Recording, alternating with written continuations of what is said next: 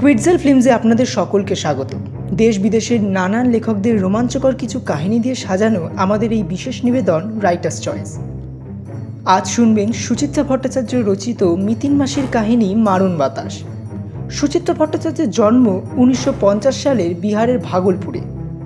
ছোটবেলা থেকেই তার শখ ছিল লেখালেখি করা। তিনি আমাদের উপহার দিয়ে গেছেন মহিলা গোয়েন্দা চরিত্র মিতিন মাসি। এছাড়াও তিনি লিখে গেছেন অজস্র উপন্যাস, যা পরবর্তীকালে চলচ্চিত্রতেও রূপান্তরিত হয়েছে, যেমন অলীক সুখ, দহন, রামধনু, প্রাক্তন ইত্যাদি। 12ই মে 2015 সালে হৃদরোগে আক্রান্ত হয়ে তার মৃত্যু হয়। আজকের গল্প পাঠে সৈমী ব্যানার্জি, মিতিন মাসির ভূমিকায় স্নেহা পল, সূত্রধর আমি সৌপ্তিক দে। শুরু হচ্ছে মারণ বাতাস।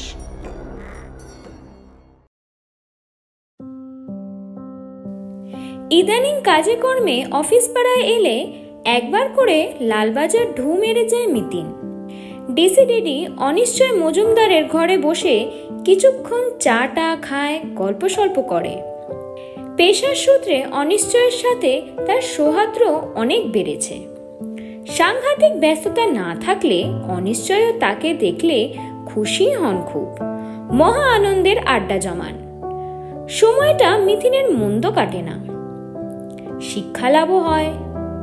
অনিশ্চয়ের দীর্ঘ পুলিশ জীবনের অভিজ্ঞতার কাহিনী শোনাও তো এক ধরনের শিক্ষাই। বিকেলে চেম্বারে পা রাখতেই ডিসি সাহেব হই হই করে উঠলেন। আরে ম্যাডাম যে, আসুন আসুন, ভালো দিনেই এসছেন। আজ খাঁচায় এক আজব চিড়িয়া ধরা পড়েছে। চিড়িয়া? মিতিন ভুরু কুচকালো। ইয়েস, চিড়িয়া, বুলবুলও বলতে পারেন। কাঁধের দুপাট্টা ঠিক করতে করতে মিতিন চেয়ারে বসল। কি কেস বলুন তো? কেন, পরশুদিন খবরের কাগজ পড়েননি? আলিপুরের মাল্টি স্টোরেড বিল্ডিং আকাশলীনায় এক পঙ্গু তরুণের রহস্যজনক মৃত্যু। সৌম্যরূপ চৌধুরী, বয়স 33, ঘরে মৃত অবস্থায় পাওয়া গেছে। শরীরে কোনো আঘাতের চিহ্ন নেই, তাই অ্যাপারেন্টলি মনে হচ্ছিল হার্ট অ্যাটাক, কিন্তু ডক্টর ফাউল প্লে আছে বলে সন্দেহ করেছে। তাই তো? বাহ, খুব খুঁটিয়ে পড়েছেন তো। টেবিলের পেপার ওয়েটটাকে একবার ঘুরিয়ে দিলেন অনিশ্চয়। বডি আমরা পোস্টমর্টমে পাঠিয়েছিলাম। It's a case of plan homicide. তাই? সর্বত্র তো আমাদের কলকাতা পুলিশের বদনাম। আমাদের নাকি 18 মাসে বছর, আর এই কেসের মার্ডারার তো আজই কট, উইদিন 72 ঘন্টা। আপনারা দেখছি তাহলে সত্যিই জেগে উঠেছে। মিতিন একটু ঠাট্টা করার লোভ সামলাতে পারল না, হাসতে হাসতে বলল, তা সেই দুরাত্মাটিকে? খুব তো গোয়েন্দাগিরির এজেন্সি খুলে পয়সা কামাচ্ছেন। গেস করুন তো কে? আমি কি করে বলবো, কেসটার আমি কি বা জানি। মিতিন চুল দোলালো। হবে কোনো শত্রু? হ্যাঁ, শত্রু তো বটেই, যাকে বলে জাত শত্রু। বুঝলেন না তো? ম্যারিড মানুষদের জাত শত্রু তো একজনই, ওয়াইফ, আই মিন স্ত্রী। বউ খুনি? আগে হ্যাঁ, বধূ হত্যার খবর পড়ে তো আপনারা খুব তিরিং বিরিং করে লাফান, কথায় কথায় বরের নামে 498 ঠুকছেন। স্বামী হত্যার কেস শুনেই অমনি কানে লেগে গেল। হ্যাঁ, তা নয়, তবু কাগজে পড়লাম লোকটা নাকি পঙ্গু ছিল। আপনারা সব পারেন ম্যাডাম, মেয়েদের ডিকশনারিতে দয়া মায়া বলে কোনো শব্দই নেই। ভাবতেই পারবেন না কিভাবে খুন করেছে, একবারে cold blooded murder in a most savage manner. কিরকম? এয়ার এম্বলিজম, ফাঁকা সিরিঞ্জের বাতাস ভিকটিমের বডিতে পুশ করে সঙ্গে সঙ্গে কার্ডিয়াক অ্যারেস্ট আর তারপরই অক্কা। ও নো, কিন্তু এই মেথডের ঘুম তো সহজে ধরা যায় না। সেই জন্যই তো চান্সটা নিয়েছিল। তবে ঝানু ডাক্তারের চোখ এড়ানো খুব কঠিন। সিরিঞ্জে বেশ কয়েক ড্রপ ব্লাড এসে গিয়েছিল। দেখেই ডাক্তার বলে দিলেন এটা নর্মাল ইঞ্জেকশন পুশ করার কেস নয়। দারুণ ইন্টারেস্টিং মনে হচ্ছে। হ্যাঁ, ইন্টারেস্টিং তো বটেই, তবে সিম্পল। গল্প একেবারে 2 2 4। কিরকম কিরকম? কি কৌতূহল হচ্ছে তো? আহা, বলুনই না। বলছি, আমি নিজে ইনভেস্টিগেশনে গেছিলাম। আপনাকে পুরো ডিটেলটা দিয়ে দিচ্ছি, দেখুন কোনো ফাঁক ফোকর খুঁজে পান কি না। আচ্ছা, তার আগে বলুন, চা খাবেন না কফি? কফি চলো। বেল বাজিয়ে কফি বিস্কিটের অর্ডার দিয়ে সৌম্যরূপ উপাখ্যান শুরু করলেন অনিশ্চয়। তার গল্প বলার ভঙ্গিটি বেশ বৈঠকি ধরনের। তাড়িয়ে তাড়িয়ে রসিয়ে রসিয়ে বলেন কিছুটা, থেমে যান হঠাৎ হঠাৎ। টুকরো টাকরা নিজস্ব টিপ্পণীও জোড়েন মাঝে মাঝে। গল্পের মধ্যে আজ ছেদও পড়ল অল্প স্বল্প। ফাইল হাতে অফিসাররা ঢুকছে, সই সাবুত করিয়ে নিয়ে যাচ্ছে, কিংবা বেজে উঠছে টেলিফোন। দেখুন, মোটামুটি কাহিনীটা এরকম। সৌম্যরূপ চৌধুরীর সঙ্গে চিত্রলেখা রায়ের বিয়ে হয়েছিল বছর 4 আগে। লাভ নয়, অ্যারেঞ্জ ম্যারেজ। চিত্রলেখার বাপের বাড়ির অবস্থা ভালোই। বাবা রেলের অফিসার, মা স্কুলে পড়ান। চিত্রলেখা তাদের একমাত্র সন্তান। বেহালায় তাদের নিজস্ব দোতলা বাড়িও আছে। সৌম্যরূপরাও বেশ পয়সাওয়ালা ঘর। বাবা ডাক্তার ছিলেন, নিউরোলজিস্ট, ভালোই পোষাচ্ছিল। মাও যথেষ্ট শিক্ষিত, MA পাস, তবে নির্ভেজাল হাউসওয়াইফ।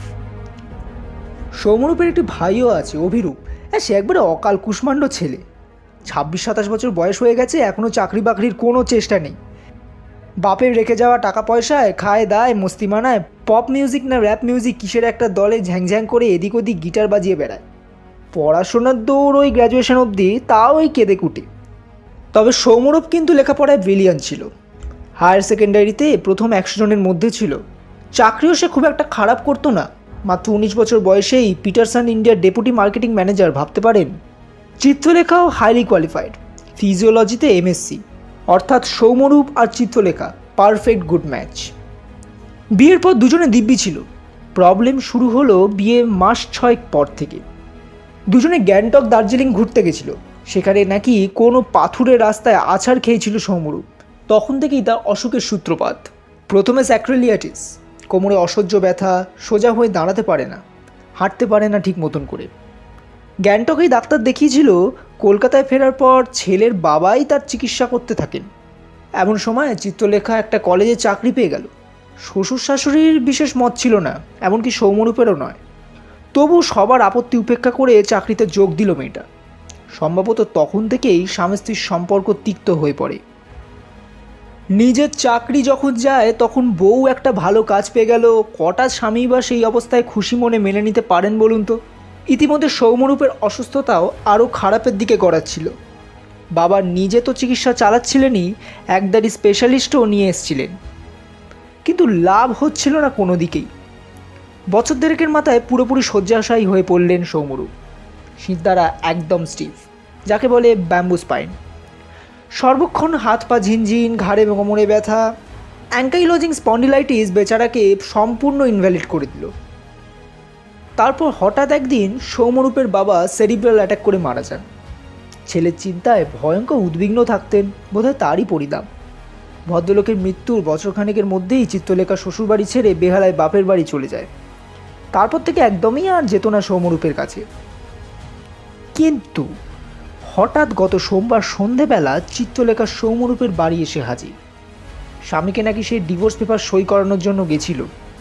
ছিল আধ ঘন্টা 1 ঘন্টা মতো। সে চলে যাওয়ার পরই ছেলেটাকে মৃত অবস্থায় পাওয়া যায়।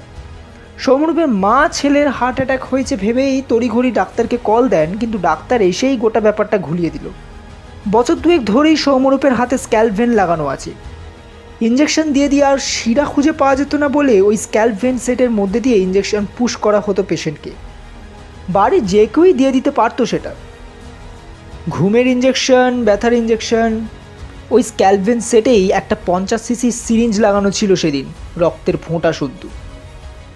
ওই সিরিঞ্জের গায়ে চিত্রলেখার আঙুলের ছাপও পাওয়া গেছে। এমন একটি মোক্ষম প্রমাণ হাতে এসে যাওয়ার পর মেয়েটিকে ধরতে পুলিশ আর সময় লাগায়নি। মিতিন প্রায় নিঃশব্দে শুনল পুরোটা। কফি এসে গেছে, চুমুক দিয়েছে কাপে, ভাবছে কি জানে। অনিশ্চয় মজুমদার ভুরু নাচালেন। কি গল্পে ফাঁক পেলেন নাকি কিছু? নিশ্চয়ই মেয়েটার ফেভারে। ফাঁক কি বলছেন? আমি তো বড় বড় গর্ত দেখতে পাচ্ছি। মেয়েটা কখন এসেছিল, কটায় গেল, কখন ডেড বডি আবিষ্কার হলো, এইসব তো কিছুই বললেন না। ওগুলো সব ফুল প্রুফ, আমরা বাজিয়ে দেখেছি। মেয়েটা এসছিল 8টা থেকে 8:30টার মধ্যে, গেছে ঠিক 9টায়। ফ্ল্যাট বাড়ির দারোয়ান চিত্রলেখার আসা যাওয়া দুইয়েরই সাক্ষী। ডেড বডি আবিষ্কার হয়েছে অ্যারাউন্ড 10:30। কে আবিষ্কার করেন? সৌম্যরূপের মা।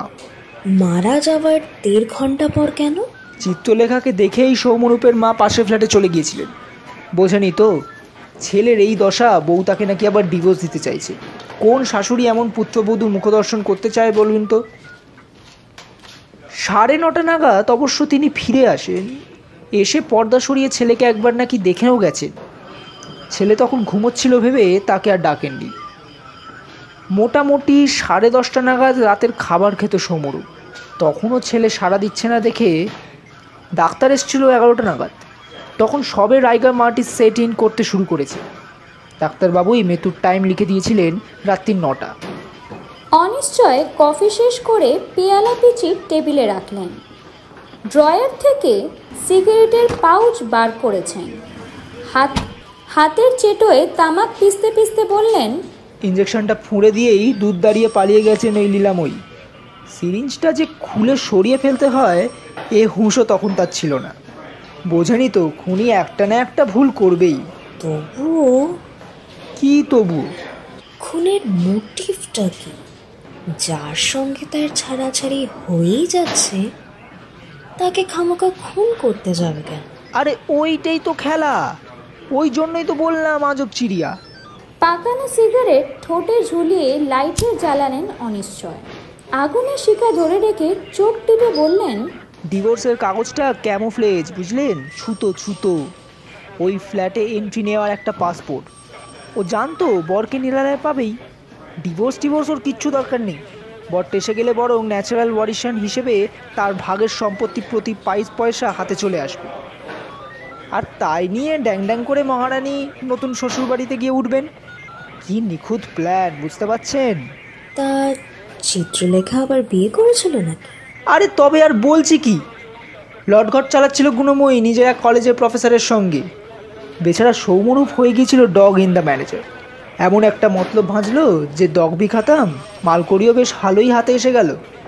লোকে নিন্দাও করতে পারবে না, সবাই বলবে আহা গো, কচি বিধবা নতুন করে যদি জীবন শুরু করে। সবই ঠিকঠাক ছিল। আলমারি থেকে গয়নাগাটিগুলো পর্যন্ত বের করে নিয়ে গেছিল। শুধু ওই সিরিঞ্জটা যদি খুলে নিয়ে যেত। আচ্ছা, 1 সেকেন্ড। সৌম্যরূপকে ব্যথার ইঞ্জেকশন, ঘুমের ওষুধ সবই কি ওই 50 শিশির সিরিঞ্জ দিয়ে দেওয়া হতো? ওগুলো তো ছোট ইঞ্জেকশন, 5 শিশির সিরিঞ্জ হলেই হয়ে যায়। ওই গোবদা সিরিঞ্জ তো অন্য কাজের জন্য ব্যবহার করা হতো। সৌম্যরূপে যখন খুব বাড়াবাড়ি হতো তখন নাকি নাকে একটা টিউব ফিট করে ওকে খাওয়ানো হতো। রায়েলস টিউব? হ্যাঁ, ঠিকই বলছেন। ওই সব স্যুপ টুপ 50 সিসি সিরিঞ্জটায় ভরে ভায়া রায়েলস টিউব ফিট দেওয়া হতো পেশেন্টকে। মেয়েটা কি ধরিবাজ দেখেছেন? জানতো বড় সিরিঞ্জ ছাড়া এয়ার এম্বলিজম করা পসিবল নয়। ফিজিওলজি স্টুডেন্ট বলে কথা। মিতিন একটুক্ষণ চুপ থেকে ফের জিজ্ঞেস করলেন, একটা কথা, মেয়েটা কতদিন আগে সৌম্যরূপকে ছেড়ে চলে গেছিল? এই তো লাস্ট পুজোর আগে, ধরুন ওই প্রায় 8-9 মাস। কেন গিয়েছিল? আরে আশিক জুটে গেছিল তাই। শ্বশুর বাড়িতে থেকে প্রেম টেম করার অসুবিধা হচ্ছিল। অবশ্য মেয়ের বাপ মা অন্য কথা বলছে। তাদের বক্তব্য সৌম্যরূপ নাকি অসম্ভব খিটখিটে হয়ে গেছিল। যাচ্ছে তাইভাবে গালাগাল করতো বউকে, নোংরা নোংরা সব কথা বলতো, এমন চেঁচামেচি করতো যে নার্স পর্যন্ত টিকতো না। তবে বাপ মা মেয়েকে ভালো প্রমাণ করার জন্য তো এসব বলবেই।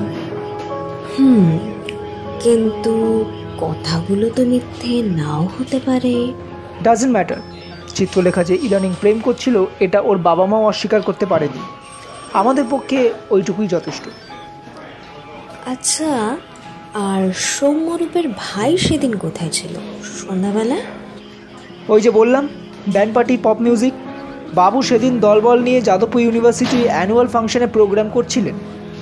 আমি ক্রস চেক করে নিয়েছি, ছেলেটা তখন ওখানেই ছিল। ফিরেছে কখন? রাত 12টার পর। আমাদের আলিপুর থানা তখন অকস্থলে পৌঁছে গেছে। পুলিশ দেখে ছোকরা নাকি ঠক ঠক করে কাঁপছিল। জোর শখ পেয়েছে আর কি। যতই হোক, দাদার মৃত্যু বলে কথা। সৌম্যরূপের মায়ের এখন কি অবস্থা? উনি একেবারে পাথর। মাত্র 2 বছরের মধ্যে বড় বড় দুটো আঘাত, প্রথমে স্বামী, তারপর ছেলে। আমার তো মেয়েটার বাবা মার কথা ভাবলেও খারাপ লাগছে। আজ নাকি খুব ছোটাছুটি করেছে কোর্টে, তাও তো মেয়ে বের পেল না। এখন 7 দিনের পুলিশ কাস্টাডিতেই থাকবে। কি কপাল বলুন তো, ওই বজ্জাত মেয়ের জন্য বাপ মার মান সম্মান পুরো ধুলোয় মিশে গেল। মেয়েটা ইজাহার দিয়েছে, স্বীকার করেছে সব? ওফ, সে কি ঢ্যাঁটা মেরে বাবা, মুখে একদম কুলু পেটে বসে আছে। শুধু একটাই বলি তোতা পাখির মতো আউড়ে যাচ্ছে, আমি সৌম্যকে মারিনি, আমি সৌম্যকে মারিনি। বেরিয়ে আসার সময় সৌম্য নাকি যন্ত্রণায় ছটফট করছিল। উনি নাকি মেপে 2 সিসি কম্পোজ ইঞ্জেকশন সৌম্যকে দিয়েছিল, তাও নাকি আবার সৌম্যের রিকোয়েস্টে। তার বেশি নাকি উনি আর কিছুই জানেন না। মিতিন কি যেন চিন্তা করলো একটু, ঘড়িও দেখলো একবার। পার্থ আজ চটপট বাড়ি ফিরে আসবে। সন্ধেবেলা বুমবুমকে নিয়ে দিদির বাড়ি যাওয়ার কথা আছে, কিন্তু উঠতে ইচ্ছা করছে না। কেসটা যেন টানছে চুম্বকের মতো। মিতিন বলেই ফেলল, পুলিশি কাস্টাডি মানে? মেয়েটা তো এখন এখানেই আছে, এই লালবাজারে। আর কোথায় যাবে? তিনি এখন লক আপ আলো করে বসে আছেন। একটু দেখা যায় মেয়েটিকে? কেন? ওই দেখতাম আর কি, আর 2-1টা কথা বলতাম। আপনার থার্ড আই দিয়ে নতুন কিছু আবিষ্কার করতে চাইছেন? হ্যাঁ? আরে ম্যাডাম, গল্পে উপন্যাসে আপনাদের, পেশাদার গোয়েন্দাদের যতই গুণমান করা হোক না কেন, আসল কাজ কিন্তু আমরাই করি। জহুরি যেমন রত্ন চেনে, আমরাও তেমন ক্রিমিনাল চিনি। আমাদের খুব একটা ভুল হয় না। আপনি শত চেষ্টা করেও ওকে বাঁচাতে পারবেন না। এ বাবা, কে বললো আমি বাঁচাতে চাই? আমি জাস্ট যাচাই করতে চাই। আমার সিক্স সেন্স বলছে কোথাও একটা ফাঁক রয়ে যাচ্ছে, মোটিভটা ঠিক ক্লিয়ার হচ্ছে না। ওকে, দেখুন যাচাই করে, কয়লা যদি হিরে বনে যায়। এই কনস্টেবল, একজন অফিসারকে তলব করে চাপা গলায় নির্দেশ দিলেন অনিশ্চয়। মিনিট 15-র মধ্যেই বন্দিনী হাজির, সঙ্গে ইউনিফর্ম সহিতা 2 মহিলা প্রহরী। কয়েক মুহূর্ত স্থির চোখে চিত্রলেখাকে দেখলেন মিতিন। বয়স বড়জোর 27-28, সাধারণ বাঙালি মেয়েদের তুলনায় একটু লম্বা, দোহারা চেহারা, রং মোটামুটি ফর্সার দিকে, মুখখানা ভারী মিষ্টি, লাবণ্য মাখা। তবে এই মুখে এখন ঘন মেঘ জমে আছে। চুলটুল উস্কো পুস্কো চিত্রলেখার। কাঁদছিলেন কি? অনিশ্চয় গমগমে গলায় বললেন, আপনাকে ডেকে আনা হয়েছে কেন বুঝতেই পারছেন। চিত্রলেখা উত্তর দিল না, মুখ ফিরিয়ে নিয়েছে অন্যদিকে। ইনি আপনার সঙ্গে একটু কথা বলতে চান। যা প্রশ্ন করবেন ঠিক ঠিক জবাব দেবেন, বুঝলেন? চিত্রলেখা ভাবলেশহীন। মিতিন মৃদুস্বরে জিজ্ঞেস করল, শুনলাম আপনি কলেজে চাকরি করেন, কোন কলেজ? চিত্রলেখা ঘুরে তাকালোই না, স্থির চোখে দেওয়াল দেখছে। অনিশ্চয় গর্জে উঠলেন, কি হলো? জবাব কই? শব্দের অভিঘাতে যেন কেঁপে উঠলেন চিত্রলেখা। ঘাড় ঘোরালেন একবার, চোয়াল শক্ত করে রেখেছে, তবে ওঠাপড়া করছেন কণ্ঠনলী। আবার হট করে মুখ ঘুরিয়ে নিলেন। মিতিন অপ্রস্তুত মুখে উঠে দাঁড়ালো। আলতো হাত রেখেছে গিয়ে মেয়েটার পিঠে। নার্ভাস হচ্ছেন কেন? আমি আপনার শুভাকাঙ্ক্ষী। কথাটা যেন কানেই নিল না চিত্রলেখা। কাঠের পুতুলের মতো বসে আছে। মিতিন গলা আরো নরম করল। কথা বলবেন না? ঠোঁট নড়ল চিত্রলেখার। আমার বলার কিছুই নেই, আমি তো দোষী সাব্যস্ত হয়েই গেছি। মোটেই না। যতক্ষণ পর্যন্ত না জজ রায় দিচ্ছেন ততক্ষণ অবধি আপনি দোষী নন। আমাকে একটা উত্তর দেবেন? আপনাকে দেখে সৌম্যরূপের সেদিন কি রিয়াকশন হয়েছিল? বলে কি লাভ? কে বিশ্বাস করবে? চিত্রলেখা নাক টানলেন। সৌম্য সেদিন আশ্চর্য রকম শান্ত ছিল। এক কথায় সই করে দিয়েছিল। নিজেই বলল গয়নার বাক্সটা নিয়ে যেতে। বেশ, এবার বলুন তো, অত বড় সিরিঞ্জে ইনজেকশন দিতে গেলেন কেন? ছোট সিরিঞ্জ খুঁজে পাইনি তাই। ওটাই হাতের কাছে ছিল। সৌম্যই বলল। আপনি জানেন সিরিঞ্জে বাবলস থাকলে মানুষ মারা যেতে পারে? জানি, কিন্তু আমি সৌম্যকে মারিনি। ফের এক কথা, তুমি মারুনি তো কে মেরেছে? ভূত? ঘর কাঁপিয়ে ধমক দিয়ে উঠলেন অনিশ্চয়। তীব্র দৃষ্টি হেনে বারিক অনিশ্চয়কে দেখলেন চিত্রলেখা। তারপর মাথা হেঁট করে বসে আছে। মিতিন একটু সময় নিয়ে জিজ্ঞেস করল, আপনি যে ডিভোর্সের কাগজপত্র নিয়ে যাচ্ছেন, আপনার স্বামী সেটা জানতেন? চিত্রলেখা নীরব। আপনি যখন ফ্ল্যাট থেকে চলে এলেন, আপনার কি শাশুড়ি ফিরে এসেছিলেন? জবাব নেই। আচ্ছা, আপনার সঙ্গে শাশুড়ি দেওয়ারের রিলেশনশিপ কেমন? চিত্রলেখা যেন গ্রানাইটের দেওয়াল। প্রতিটি প্রশ্নই প্রতিফলিত হয়ে ফিরে আসছে মিতিনের কাছে। আরও দু একটা জিজ্ঞাসা ছুড়ে হাল ছেড়ে দিলেন মিতিন। হেলান দিয়ে বসেছে চেয়ারে। অনিশ্চয় নির্দেশে চিত্রলেখাকে নিয়ে চলে গেলেন দুই মহিলা প্রহরী। ঘর ফাঁকা হতেই অনিশ্চয় বললেন, দেখছেন তো কেমন ঢ্যাটা? কোথায় বর মরেছে একটু চোখের জল থাকবে, অনুশোচনা হবে, তা নয়। দেখবেন আমি ওকে ঠিক ফাঁসিতে লটকাবো। মিতিন গুম হয়ে বসেছিল। হঠাৎ বলে উঠল, আমি আপনাকে একটা রিকোয়েস্ট করব মিস্টার মজুমদার। হ্যাঁ বলুন বলুন। আমি কি ওর বাড়ির লোককে একটু মিট করতে পারি, মানে আনঅফিসিয়ালি? কেন, এখনো সংশয়? আহা, কৌতূহল। প্লিজ দাদা, আমি কেসটা একটু স্টাডি করতে চাই, পরে হয়তো আমার কাজে লাগবে। ওকে, আমাদের ইনভেস্টিগেশনকে ডিস্টার্ব না করে আপনি যা খুশি করতে পারেন। মিতিন আর বসল না। দু একটা কথা বলেই উঠে পড়ল চিন্তিত মুখে। পথে বেরিয়েই ব্যাগ থেকে চিরকুটটা বার করে দেখল একবার। আলিপুর এভিনিউয়ের ঠিকানা, বেশ পশ এলাকা। আজকে কি যাবে একবার? থাক, পার্থ আবার চিন্তায় পড়ে যাবে, বরং কাল সকালই ভালো।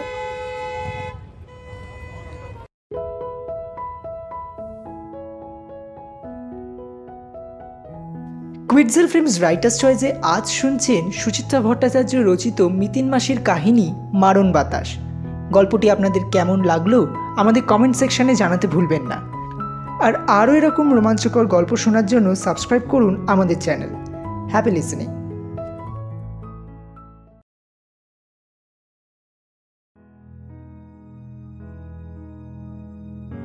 বাড়িখানা বিশাল। প্রতিটি তলায় 6খানা করে ফ্ল্যাট। দুটি লিফট দুদিকে অনবরত ওঠানামা করছে। গেটের সনদচক্ষু মেলে বসে আছে সিকিউরিটি। তারাই এ বাড়ির দারোয়ান। গেট পেরোতে গেলে যে কোনো অপরিচিত লোককেই তার কাছে নাম লিখিয়ে ঢুকতে হয়। মিতিন অবশ্য লিফট নিল না, হেঁটে হেঁটে উঠল 4 তলায়। প্রতিটি তলাতেই প্রকাণ্ড প্যাসেজ। উঠতে উঠতে দেখছিল মিতিন, কি সুন্দর ঝকঝকে বাড়ি, একটা ধুলোর কোণা পর্যন্ত নেই। আহা, কবে যে মিতিনদের নিজস্ব বাড়ি হবে।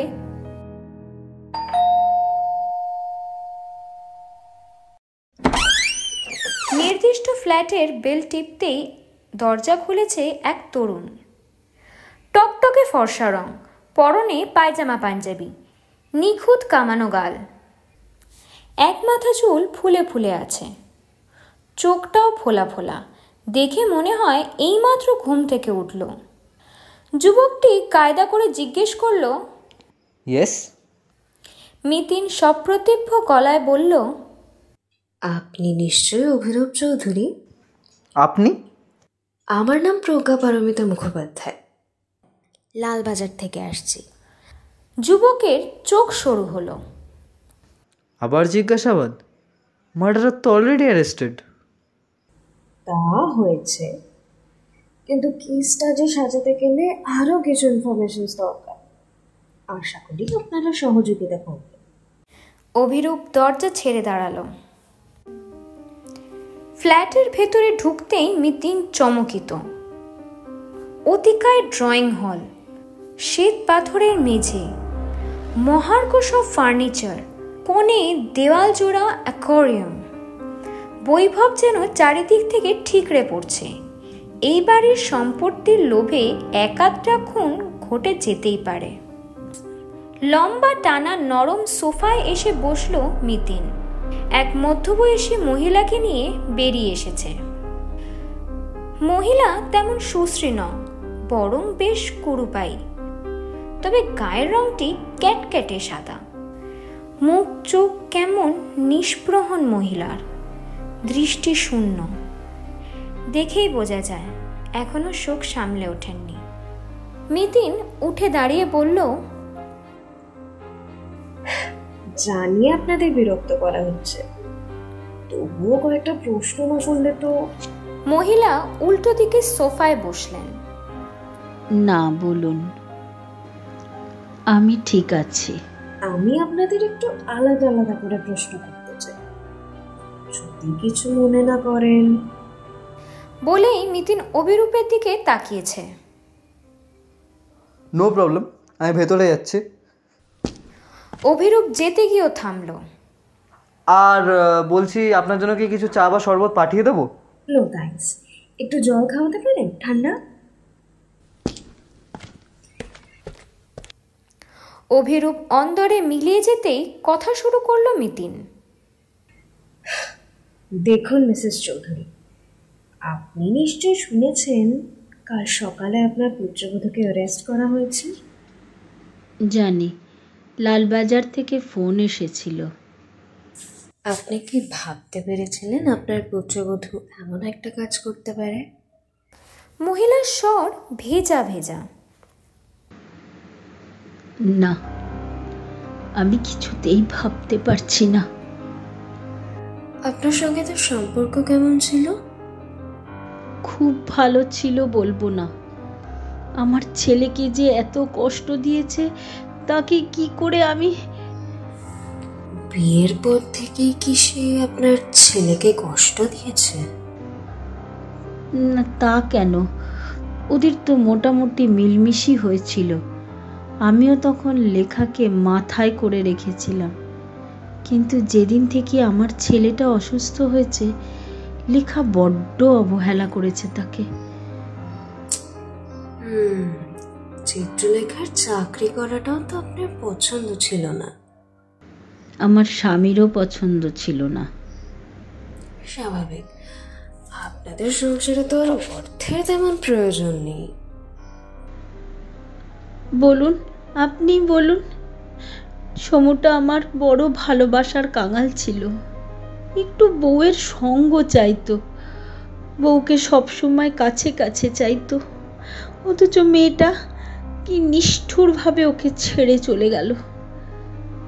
মহিলা আঁচলের খুঁটে চোখ মুছলেন। কাজের লোক ট্রেতে জল নিয়ে এসেছে।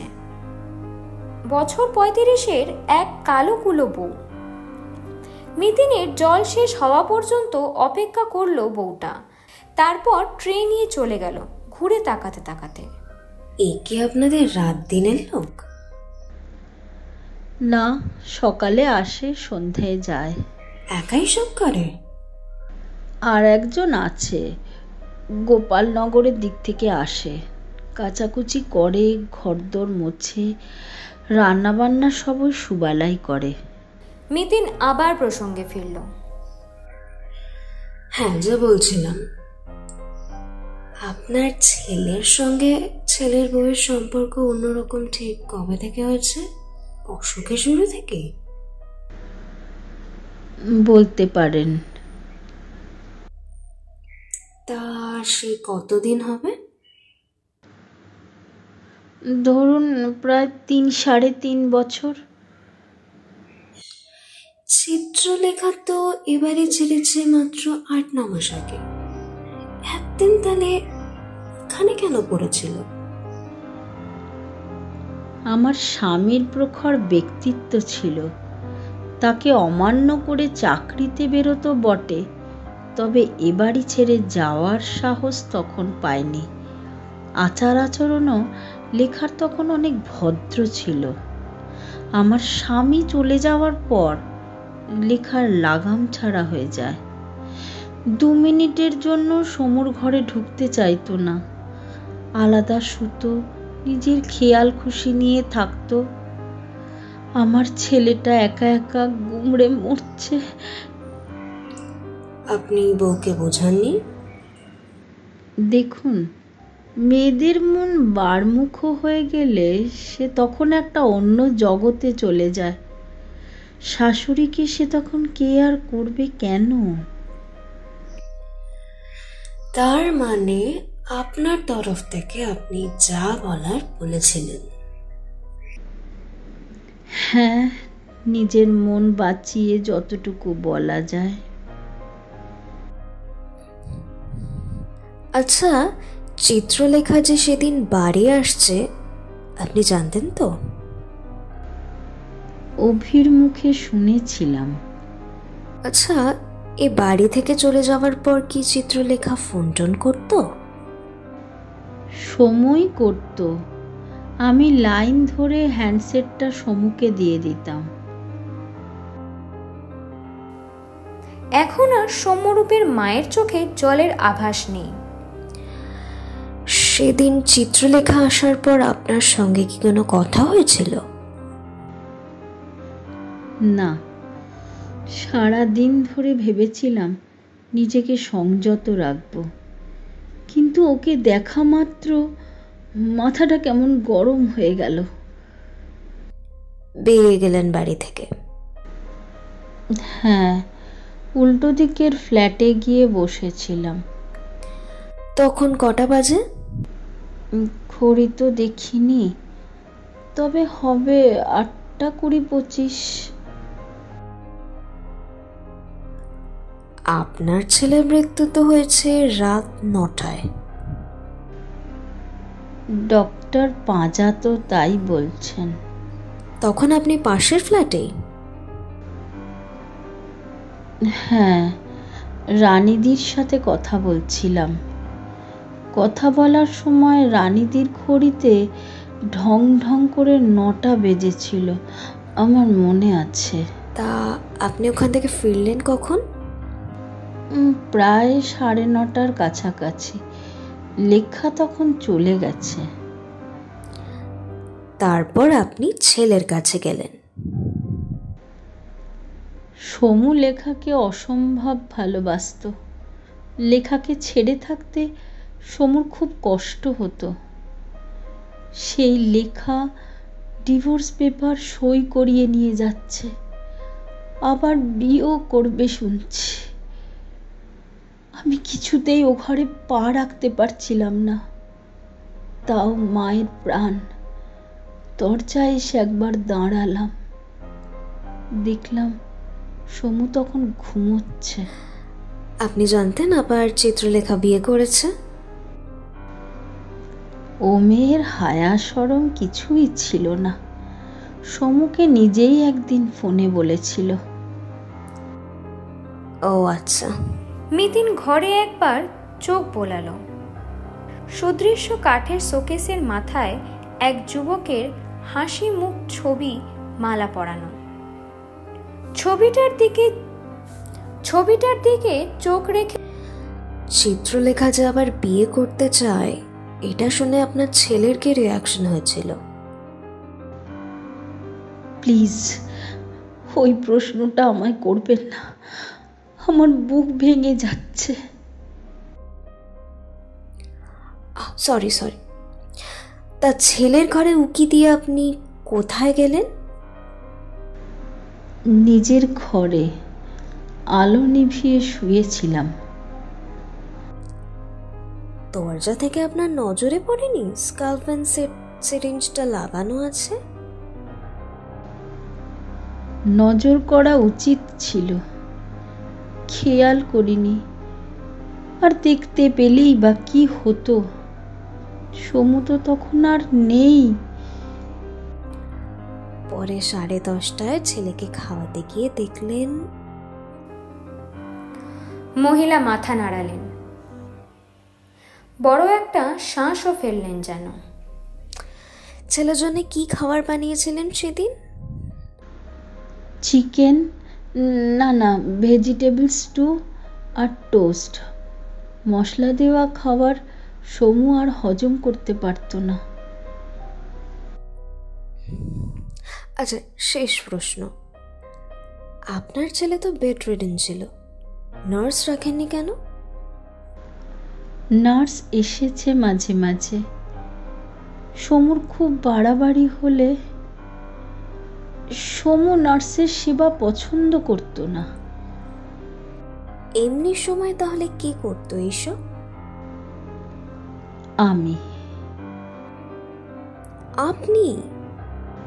আমি ছাড়া কে করবে?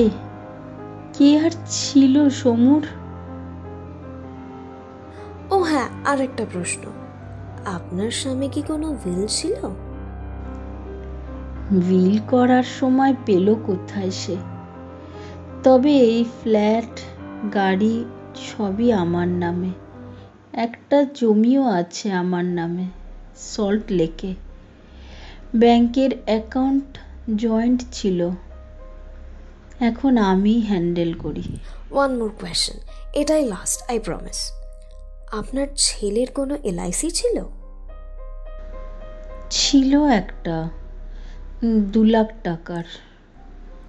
আপনার পুত্রবধূ নিশ্চয়ই নমিনি?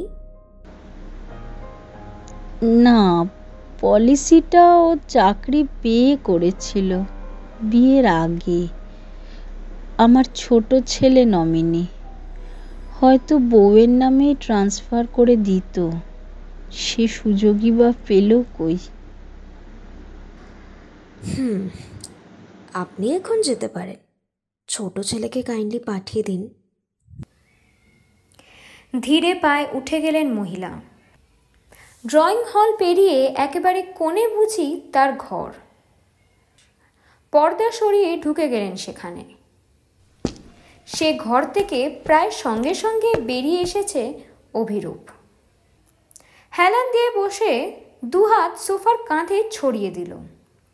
আচ্ছা, আপনি তো প্রাইভেট ডিটেকটিভ, তাই না? কি করে জানলেন? লালবাজারে এক্ষুনি ফোন করেছিলাম। ও, আমি জেনুইন কিনা কনফার্ম করে নিলেন, তাই না? সে তো করতেই হয়, প্রেস এসে যা জ্বালাচ্ছে। বলুন, কি জানতে চান? বেশ স্মার্ট তো। আচ্ছা, আপনার তো ঘটনার দিন যাদবপুর ইউনিভার্সিটিতে প্রোগ্রাম ছিল, তাই না? আরে পুলিশ তো সব ভেরিফাই করেই নিয়েছে। কটায় প্রোগ্রাম ছিল? ওই 9টা-ফটাতেই ছিল। স্টেজে ওঠার সময় কি আর অত সময় ঘড়ি দেখা যায়? আপনাদের ওই পপ টপ তো একটু রাতের দিকেই হয়, 10টা-11টার আগে শুরু হয় না, ঠিক বলছি? হ্যাঁ, সেদিন হয়েছিল আর কি। পুলিশ কিন্তু এটা কনফার্ম করেনি। মানে আপনি বলতেটা কি চাইছেন? আমি জানি আপনাদের প্রোগ্রাম শুরু হয়েছিল 10:30টায়। তো 9টা থেকে 10:30টায় আপনি কোথায় ছিলেন? কে কে বললো আপনাকে? সেটা জানার প্রয়োজন নেই, আমার প্রশ্নের উত্তর দিন। আমি একজন বন্ধুর সঙ্গে ছিলাম। বন্ধু? না, মানে বান্ধবী আর কি। কি নাম? পল্লবী, পল্লবী সেন। পল্লবী সেন। আমি 9:30 অবধি ওর সঙ্গেই ছিলাম, বিশ্বাস করুন। তারপর গিয়ে গ্রুপ জয়েন করি। আপনাকে পল্লবীর ঠিকানা, ফোন নাম্বার দিচ্ছি, খবর নিয়ে দেখতে পারেন। আমরা দুজন একসঙ্গেই গোল পার্কের মোড়ে। আপনার বান্ধবীর সাক্ষ্য টেনেবল হবে না, তাকে ইন্টারেস্টেড পার্টি বলে গণ্য করা হবে। আপনি কি আমাকে এনিহাও ভয় দেখাচ্ছেন? আমি কি দাদাকে মারতে পারি? কেন নয়? দুনিয়ায় ভাতৃহত্যা অতি কমন ঘটনা, আর দাদা মারা গেলে তো আপনি দাদার এলআইসিটাও পেয়ে যাবেন। মোর ওভার, পৈতৃক সম্পত্তির আর কোনো ভাগিদারও থাকবে না। কিন্তু কেন মারবো? দাদার যে শরীরের হাল হয়েছিল, যা মেন্টাল কন্ডিশন হয়েছিল, দাদা তো এমনি কদিন পর হার্ট ফেল করে মারা যেত।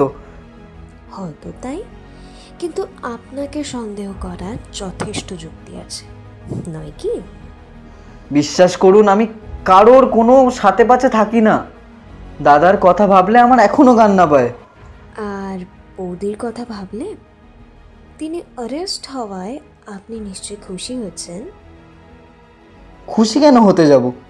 প্রথমত আপনি ঝুট ঝামেলা থেকে বাঁচলেন, মানে পুলিশের টানা হেঁচড়া থেকে। সেকেন্ডলি, টাকা পয়সার আরেকটা সম্ভাব্য দাবিদার কমে গেল। থার্ডলি, তিনি আপনার দাদাকে অনেক কষ্ট দিয়েছেন। তিনি বিপাকে পড়ায় আপনার আনন্দ পাওয়ারই কথা।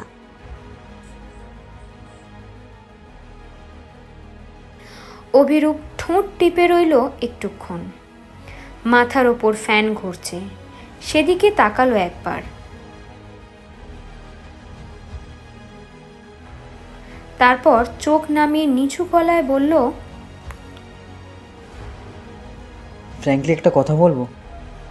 বৌদি যে দাদাকে মেরেছে না, আমি এটা কখনোই ঠিক করে বিশ্বাস করতে পারছি না। এই সময় বলা ঠিক উচিত নয়, তাও বলছি। আমার দাদা বৌদির ওপর কম মেন্টাল টর্চার কিন্তু করেনি। হ্যাঁ, সারাক্ষণ খিটখিটে মেজাজ, অশ্রাব্য গালাগালি। বৌদির মতো ডিগনিফাইড মেয়ে কেন এত সহ্য করবে বলতে পারেন? কতদিন বরদাস্ত করবে? মানে মাত্র 6 মাস ঘর করেছে বলে সারা জীবন রুগী কাটতে হবে? একটা খিটখিটে পঙ্গু স্বামীর সাথে সারা জীবন থাকতে হবে? অবশ্য দাদার দিক দিয়ে দাদাও ঠিক। একটা টকবকে ইয়াং ছেলে যদি পার্মানেন্টলি ইনভ্যালিড হয়ে যায়, তাহলে তো তার সাইকোলজিক্যাল কিছু প্রবলেম হবেই। আমি এমন অবস্থায় পড়লে হয়তো আমারও হতো। অনিশ্চয় মজুমদার যতটা অপগণ্ড বলেছিলেন তত যেন অপগণ্ড নয়। ঘটে বেশ যুক্তিবুদ্ধি আছে ছোকরার। নিতিন তেরচা চোখে তাকালো। তার মানে আপনি বলতে চাইছেন আপনার বৌদি খুনি নন? এই কথা তো আমি বলিনি। হয়তো বৌদি সেদিন সেই মোমেন্টে কি ঘটেছিল কি করে বলবো বলুন তো? হয়তো দাদাই এমন কিছু করেছিল, আর সেই জন্যই বৌদি উত্তেজনার মাথায়। আমি বলছিলাম যে বৌদিকে অপরাধী ভাবতে আমার ঠিক ভালো লাগছে না। আপনার বৌদির ওপর বেশ উইকনেস আছে মনে হচ্ছে। না মানে আমি নিউট্রাল, আমি যা দেখছি যা বুঝছি তাই বলছি। আপনি জানেন আপনার বৌদি আবার বিয়ের কথা ভেবেছিলেন? আমি সবই জানি, সবই দেখি, কিন্তু দোষও যে দেখি তা বলবো না। আফটার অল তারও তো একটা লাইফ আছে। কেন একটা ইনভ্যালিড লোকের জন্য সে পচে মরবে বলতে পারেন? প্রত্যেকেরই তো নিজের মতো বাঁচার অধিকার আছে। Am I right? বৌদি যখন সেদিনকে আমায় ফোন করে ডিভোর্সের কথা বলল, আই ওয়াজ দ্য ওয়ান যে বলেছিলাম যে তার এই ডিসিশন আগে নেওয়া উচিত ছিল। আচ্ছা, আপনার মায়ের সঙ্গে বৌদির কেমন সম্পর্ক ছিল? ওই মা আসলে একটু রিজার্ভ প্রকৃতির। তবে মা একেবারে দাদা অন্তেপ্রাণ। দাদা কষ্ট পেলেই, অবশ্য মা কোনোদিন বৌদিকে কিছু মুখ ফুটে বলেনি, অ্যাটলিস্ট আমি যতদূর জানি। পুরো এপিসোডটাই বড় স্যাড।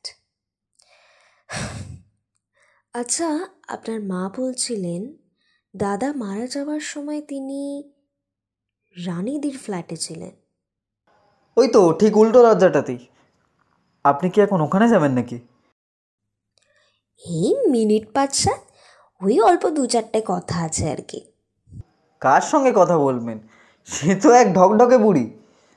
মা যে কী করে ওনার সঙ্গে কমিউনিকেট করে, চোখে দেখে না কিছু, আপন মনে যে কী বিড়বিড় করে যায় কে জানে।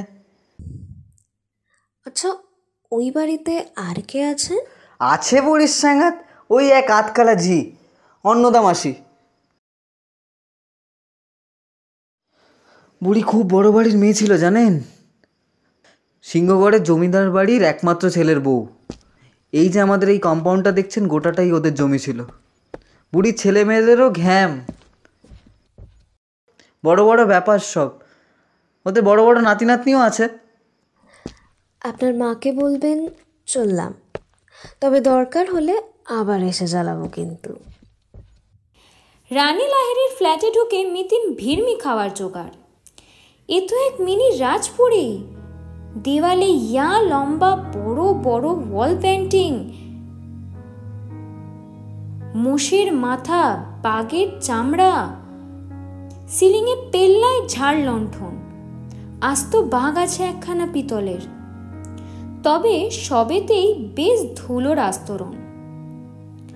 অন্নদা মিতিনকে রানী লাহিড়ীর ঘরে নিয়ে এলো। প্রায় মানুষ সমান উঁচু আবলুস কাঠের পালঙ্কে আজ শোয়া হয়ে আছেন বৃদ্ধা রানী। কি বলে তো বাছা, সেদিন এসে এক গাদা জেরা করে গেলি, আজ আবার এই চোখ। আর জেরা নয়, আপনার সঙ্গে আজ গল্প করতে এসছি। ওমা, এদি মেয়ে পুলিশ, কালে কালে কত কি হলো, পিঠে পুলির ন্যাজ গজালো, মেয়ে ছেলেও পেয়দা হয়েছে।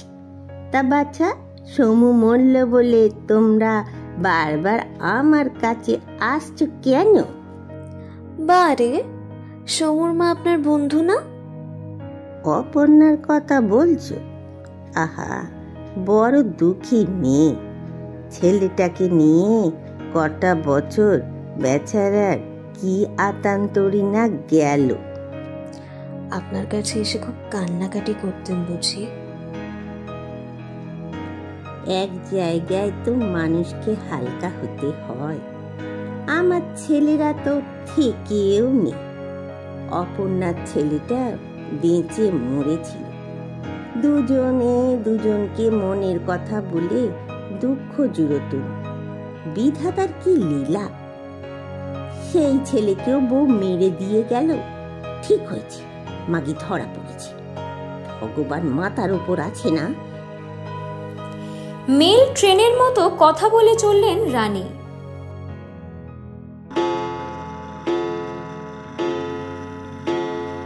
হঠাৎ দেওয়াল ঘড়িতে বাজনা বেজে উঠল। বিচিত্র এক সুর, বিদেশি। বাহ, আপনার ঘড়ির আওয়াজটা তো জব্বর।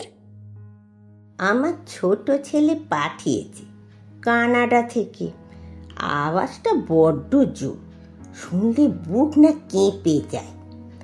তবে মজাও আছে, ঘর অন্ধকার করে দিলে এ ঘড়ি আর বাজবে না। মিতিন অনুসন্ধিৎসু চোখে তাকালো। ওপরে নিচে দুটো কালো কালো টিপ রয়েছে ঘড়িতে। ফটোসেল। আজকাল অবশ্য এ ঘড়ির কলকাতাতেও ছড়াছড়ি। আমি তো ওই ঘন্টার ভয়ে আলো জ্বালাই না। দিনের বেলাটুকু কানে হাত বুঝে কাটিয়ে দিই, ব্যাস সন্ধে হলেই নিশ্চিন্তি।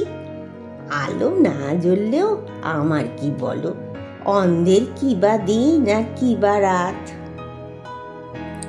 বটেই তো। আচ্ছা, অপর্ণা দেবী যে বললেন আপনার ঘড়িতে সেদিন 9টা বাজলো, বেজেছিল তো। অপর্ণা বলল 9টা বেজে গেছে। এবার দেখি আস্তে আস্তে ঘরে যাই। বউটা হয়তো এতক্ষণ বিদায় নিয়েছে। উনি কি ঘন্টা বাজার পরেই চলে গেলেন? না, তারপরেও তো ছিল কিছুক্ষণ। ঘন্টা বাজার ঠিক আগেই কি এসেছিলেন? দাঁড়াও, একটু ভেবে নি। বৃদ্ধার গোটা মুখ কুঁচকে গেল। পরক্ষণেই উদ্ভাসিত, মনে পড়েছে, ঘন্টা বাজার অনেক আগেই এসেছিল। কান্নাকাটি করছিল খুব। আমি কত মাথায় হাত বোলালুম। একটু শান্ত হয়ে সুস্থির হয়ে অন্নদাকে পান কিনতে পাঠালো। পান আনার পরেই তো ঘরে চলে গেল। ও আচ্ছা মাসিমা, উনি কি এসে বউয়ের নামে খুব নিন্দে করতেন? নিন্দেও কারোর করতো না বাছা। দুস্থ নিজের কপাল কি। আচ্ছা, আপনার সঙ্গে বউটার আলাপ ছিল? ছিল একটু আধটু। বড় বিদ্যে দেমাক ছিল মাগির। আমার সঙ্গে বেঁকা সুরে কথা বলতো। যা, এখন জেলের লপসি খা। কিছু না বলাতেই অন্নদা 1 কাপ চা নিয়ে এসেছে। অন্নদার সঙ্গে কথা বলতে বলতে বেরিয়ে এলো ঘরের কাছে।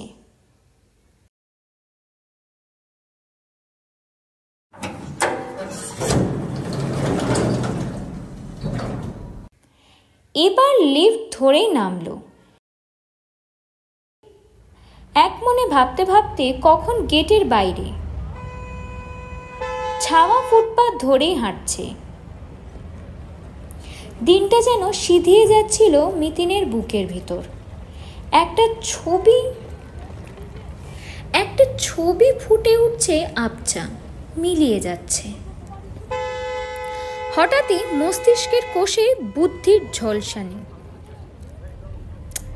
হঠাৎই মস্তিষ্কের কোষে বিদ্যুতের ঝলসানি।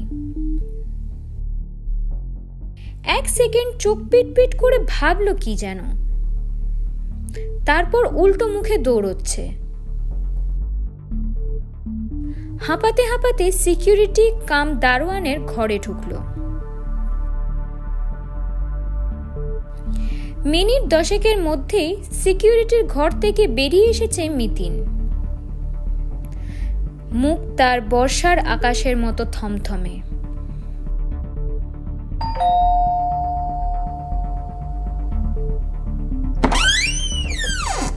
আপনি আবার? বলেছিলাম তো, দরকার হলে আবার আসতে পারি। বলুন কি দরকার? আপনার মাকেও ডাকুন, একসঙ্গে দুজনেই কথা বলবো। আওয়াজ পেয়ে বুঝি অপর্ণা বেরিয়ে এসেছে ঘর থেকে। বিস্মিত চোখে দেখছেন মিতিনকে। দুজনের দৃষ্টি উপেক্ষা করে মিতিন সোজা সোফায় গিয়ে বসলো।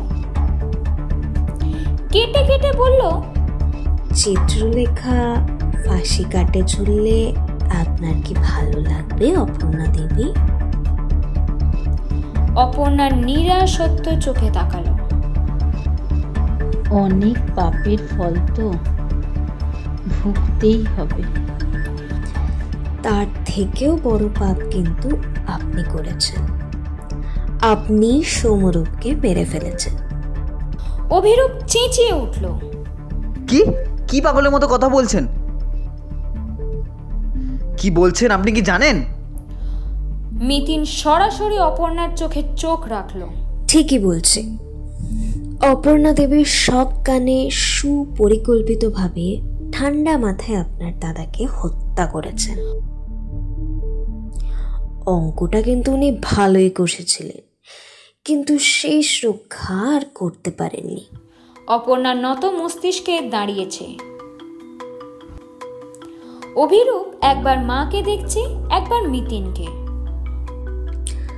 বুঝবেন। বলি, দৃশ্যগুলো আমি পরপর সাজিয়ে দিচ্ছি, ভুল হলে অপর্ণা দেবী সংশোধন করে দেবেন, তাই তো? চিত্রলেখা সেদিন ঘরে ঢোকা মাত্রই অপর্ণা দেবী বেরিয়ে গিয়েছিলেন, কিন্তু বেশিক্ষণের জন্য নয়, আবার ফিরে এলেন। স্বামী স্ত্রীতে কথা হচ্ছে, পর্দার এপার থেকে নিঃসারে শুনছেন অপর্ণা দেবী। বুকের মধ্যে ক্রোধ কান্না জমে উঠছে। চিত্রলেখার ঘুমের ইনজেকশন দেওয়াটাও দেখলেন অপর্ণা দেবী। সত্যি ছোট সিরিঞ্জ খুঁজে না পেয়ে রাইলস টিউবের জন্য রাখা 50 সিসির সিরিঞ্জটা দিয়ে সমরূপকে ঘুম পাড়িয়ে দিল চিত্রলেখা। ব্যথায় ছটফট করছিল সমরূপ। শুধু ব্যাধির যন্ত্রণা নয়, মনের ব্যথাতেও। দেখে সহ্য হচ্ছিল না অপর্ণা দেবী। তাই চিত্রলেখা বেরানোর মুখে মুখে তিনি সরে গেলেন নিজের ঘরে। ওর ঘরটাও একটেরে। সৌম্যরূপের ঘর থেকে বেরোনোর সময় দেখাই যায় না প্রায়। চিত্রলেখা চলে যাওয়ার পরে ছেলের ঘরে এলেন অপর্ণা। হাতে তখন গ্লাভস অথবা রুমাল। পুত্রবধূ দয়া দেখিয়ে স্বামীকে ঘুম পাড়ানো তখন তার মাথায় আগুন জ্বালিয়ে দিয়েছে। উনি নিজে ডাক্তারের স্ত্রী। এবার ইনভলিজম কি করে করতে হয় ওনার সেটা খুব ভালো মতো জানা আছে। বুকে পাথর চেপে ঘুমন্ত ছেলের হাতে বাতাস ইনজেক্ট করলেন অপর্ণা দেবী। বুদ্ধিও অপর্ণা দেবীর অতি ক্ষুরধার। 10-15 মিনিট অপেক্ষা করে ছুটলেন সামনের ফ্ল্যাটে। অন্ধকার ঘরে শুয়ে আছেন রানী লাহিড়ী। তার ঘরের আলো জ্বালালেন, তার সঙ্গে কথা শুরু করলেন। মনের মধ্যে তখন তার তোলপাড় চলছে, কথা বেরোচ্ছে না, শুধুই কান্না আসছে। কাঁদতে কাঁদতেও কিন্তু তিনি হিসেবটা ভোলেননি। ঠিক 10টা বাজার মিনিট কয়েক আগেই অন্নদাকে পান কিনতে পাঠিয়ে দিলেন তিনি। ঠিক 10টা বাজার পরে ঘন্টা বাজা শুরু হলো। 1, 2, 3, 4। কথা বলতে বলতে এক পা করে সুইচ বোর্ডের দিকে সরে যাচ্ছেন অপর্ণা দেবী। 9ম ঘন্টা পড়ার সঙ্গে সঙ্গে আলো অফ। 10ম ঘন্টা আর বাজল না। অন্ধ রানী লাহিড়ী কিছুই টের পেল না, কিন্তু তাকে 9টার ঘন্টা বাজার কথাটা অপর্ণা দেবী স্মরণ করিয়ে রাখলেন। এবং অন্নদা ফেরার পর তিনি ফ্ল্যাটে ফিরে এলেন। তখন প্রায় 10:30। সঙ্গে সঙ্গে ডাক্তার ডাকলেন, তারপর পুলিশ। যেভাবে চাচিয়েছিল অপর্ণা দেবী সবই পরপর ঘটতে লাগলো। একে তিনি মা, তার উপর 9টার অ্যালিবাই তার করাই আছে। তাই তিনি আগাগোড়ায় সমস্ত সন্দেহের ঊর্ধ্বে থেকে গেলেন। কিন্তু একটা কথা মাথায় আসেনি, অন্নদাকে কায়দা করে তিনি হটিয়ে দিয়েছিলেন বটে, কিন্তু সে যে চিত্রলেখা যাওয়ার প্রায় 1 ঘন্টা পরে ফ্ল্যাট বাড়ি ছেড়ে বেরোচ্ছে, এ তথ্য সিকিউরিটির কাছ থেকে সহজেই উদ্ধার করা যায়। অতএব 9টার সময় চিত্রলেখাও চলে যাচ্ছে, আবার 9টার সময় অন্নদাও বেরাচ্ছে। দুটো কিছুতেই মিলছিল না, তা মেলানো যাবে না। তাছাড়া যিনি ছেলের জন্য এত কনসার্ন, তিনি ছেলেকে ভেজিটেবল স্টু দিচ্ছিলেন না চিকেন স্টু দিচ্ছিলেন সেটাও ঠিক মাথায় রাখতে পারেননি, কারণ তিনি তো ছেলেকে সেদিন খাবারই দেননি। তার আগেই মিতিন একটু থামল। একটানা কথা বলে হাঁপিয়ে গেছে। দম নিল খানিক, তারপর বলল, চিত্রলেখার উপর আপনার এত আক্রোশ অপর্ণা দেবী? নিরীহ মেয়েটাকে এইভাবে ভাসাতে চাইলেন? সহসা অপর্ণার চোখ মুখ বদলে গেছে। বিকৃত গলায় চিৎকার করে উঠলেন, যা করেছি বেশ করেছি, আমার ছেলের ভালোর জন্য করেছি। দগ্ধে দগ্ধে মরার হাত থেকে ওকে আমি মুক্তি দিয়েছি। যে ওকে এত কষ্ট দিয়েছে তাকেই বা আমি ছাড়বো কেন? চিৎকার ক্রমশ কান্নায় বদলে যাচ্ছে। বুক ফাটা কান্না দুঃখে দুঃখে উঠছে অপর্ণার। গোটা ফ্ল্যাট থমিত হচ্ছে হালকা হালকা করে। মিতিনের বুকও মুচড়ে মুচড়ে উঠল। আহারে, একজন মা কত যন্ত্রণা পেলেই না এভাবে সন্তানকে। পুত্র স্নেহ এত তীব্র হয়? মিতিন এখন কি করবে? নিঃশব্দে চলে যাবে এখান থেকে? না, তা হয় না, চিত্রলেখাকেও বাঁচাতে হবে। কাঁপা কাঁপা পায়ে টেলিফোনের দিকে এগিয়ে গেল মিতিন।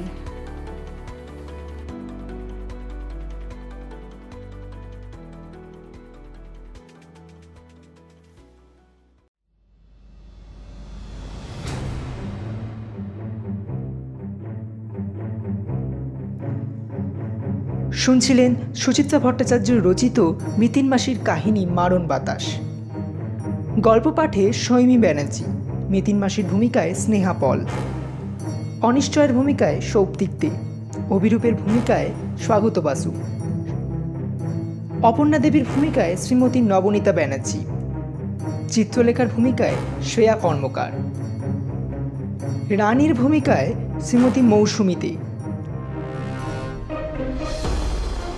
সাউন্ড ডিজাইন ও এডিটে সৌপ্তিক দে, পর্ব পরিচালনায় সৈমি ব্যানার্জি ও সৌপ্তিক দে, পোস্টার ডিজাইন শ্রেয়ান সাহা। আমরা আরও এরকম রোমাঞ্চকর গল্প নিয়ে ফিরে আসব খুব শীঘ্রই। অসংখ্য ধন্যবাদ আমাদের সাথে থাকার জন্য।